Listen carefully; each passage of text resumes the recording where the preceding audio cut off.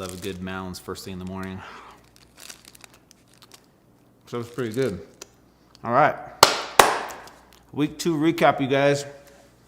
Let me do this really quick.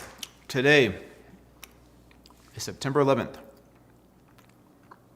2020, which means I'm 2 weeks into my Fit2Fat2Forty Journey. So I've survived the first 2 weeks, and I still have a long ways to go. So this past week, remember week 1, I gained 14 pounds in the first week. Week 2, this week I gained 7 pounds for a total of almost 21 pounds for the first 2 weeks, which is way ahead of pace of where I was back in 2011. I think I gained 21 pounds the whole first month of Fit2Fat2Fit.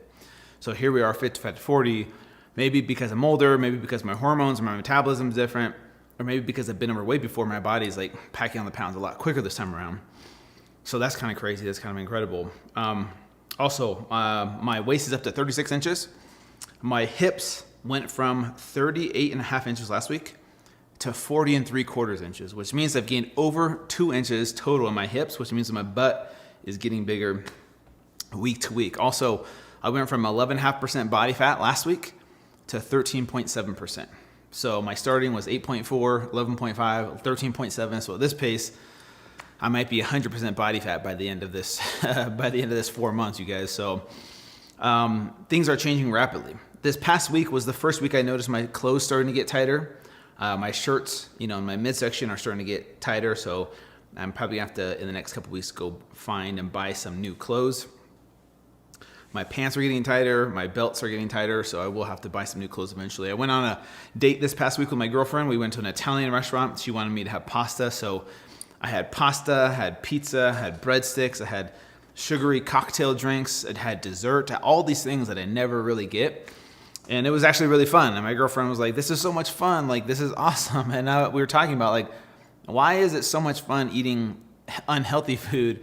But because if we were eating broccoli and Brussels sprouts, like we wouldn't be like, oh, this is so much fun. There's something about unhealthy food that is an experience for people where they freaking love it. They have a good time. You have more fun for some reason with unhealthy food. Like, why can't you have that much fun with just healthy food, right?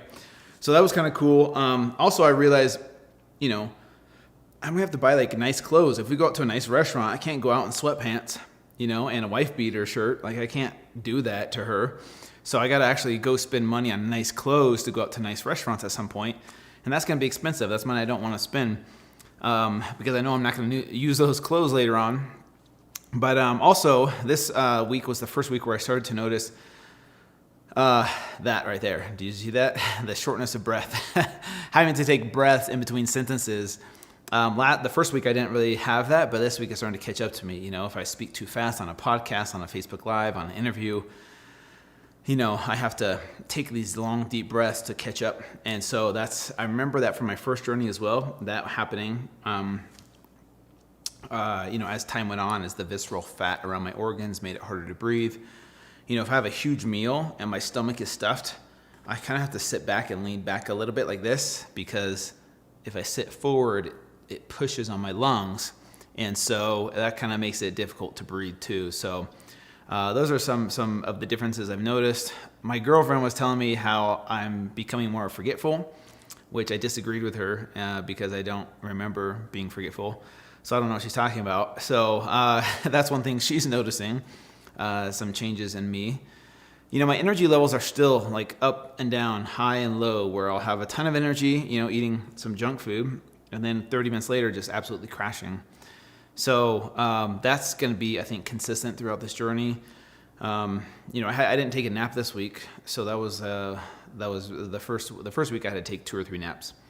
Also, this week was the first week where I had to go out and get fast food because I was so busy one day I didn't have time to make lunch. So I was out on the road going to appointments, and I had my followers vote on which fast food place they wanted me to go to, and Chick-fil-A was the one that won. So I went to a Chick-fil-A drive-thru, ordered like a chicken deluxe sandwich. I asked the guy, like, all right, which food has the most calories? And so he kind of helped me out.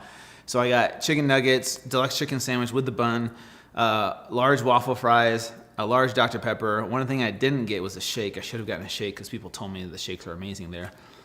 So that was my first fast food experience on my Fit2Fat2Forty journey. And yeah, it tasted really good. I'm not going to lie. Let's see what else has been happening this week. There was a huge windstorm here in Salt Lake City, Utah, and it tore down a lot of trees at my girlfriend's house. And so one of her big old trees fell in her house. She had to pay $7,200 to come get that removed. So that day was really stressful. I had to cancel all my appointments, all my podcasts that day because the winds were so terrible. And so that added more stress to our lives. So I definitely stress ate that day. Probably gained even more pounds because of that. So that was kind of intense. And this week was kind of a rough one because of that. But here we are. We made it through. I'm about to go to do my fourth food challenge, which I'm excited / not excited about. The food challenges are fun. They're entertaining for the person watching the video. But for me, they suck because I know I'm going to be miserable the rest of the night. I'm going to have heartburn. It's going to be hard to breathe. It's so weird to feel your stomach expand, within like 30, 40 minutes of doing these food challenges. So I got that coming up. And, the thing that's interesting mentally and emotionally is not being able to work out. I've noticed this week catching myself seeing people exercise and being like, man, I'm so jealous. Like I want to exercise. And I remember the first journey I did that. And I would become so attached to that thought that I would be sad about it. Be like, man, what am I doing? Like, I just want to be that workout person, that fit person. And this time around, I catch myself, so I'm more aware where that thought pops up, but I'm not as attached to that thought. I'm not as obsessed about like, oh man, my day's ruined because I can't work out and I see these other people working out. So I'm aware that it's happening. It pops up every now and then, but I'm not as attached to that thought where it brings me down, makes me sad, makes me jealous. So that's one thing that's interesting this time around, just being a little bit more self-aware. It was funny walking into the gym to get my body fat tested. I had walked in with my Chick-fil-A bag and everyone was like, oh my gosh, I can't believe it.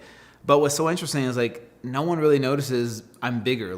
They don't really see it yet because I can hide it if I wear a black shirt, a loose shirt, no one can really see it. So I've had a lot of people tell me, oh, you look more normal now. You look like a normal person versus before. They're like, oh, you're too skinny, you're too lean. And I'm like, I feel like I'm 10 times bigger than I am. So I see it in the pictures what they're talking about. You can still kind of see my abs up top. And so it's not as noticeable to the average person out there yet, which kind of bugs me because I'm like, man, I'm putting in so much effort and people don't see it, and I feel like I'm 10 times bigger than I am. Like, come on, people, how can you not see this? But people are just so funny. They're like, yeah, you look normal finally. So anyways, no, things are going good. Not too worried about, where I'm at right now. I'm a little bit ahead of pace. And, this is one of those things that I learned from my 100-mile run, which I just did 3 months ago. I have to tell myself that this is just temporary. This is a temporary pain, discomfort that I'm going to be doing for the next 4 months. And that after this 4 months, I can get back to my healthy lifestyle. I can get back to exercising. I can get back to eating healthy. I can get back to being fit again. And so this is just a temporary phase. And don't get too obsessed, too worried, too anxious, too upset about my current situation. Just realize that enjoy the ride. Realize that it's gonna be temporary, and then you'll get back to eating all the healthy food you want, and you can get back to exercising all you want. So I think that's a good lesson for all of us to remember that our current situation is not our final destination. And so just because you're stuck in a place you don't want to be doesn't mean it's always going to be that way. So that's one thing I'm reminding myself to stay positive. I'm still doing my meditation, my positive affirmations, my journaling, and my gratitude list every day, and that's helping me mentally as well. So anyways, got to head out to a food challenge here, you guys. So it's going to polish these Reese's Pieces off, and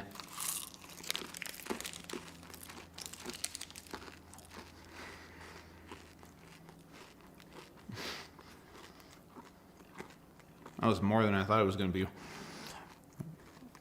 We'll see you guys next week. Have a good one.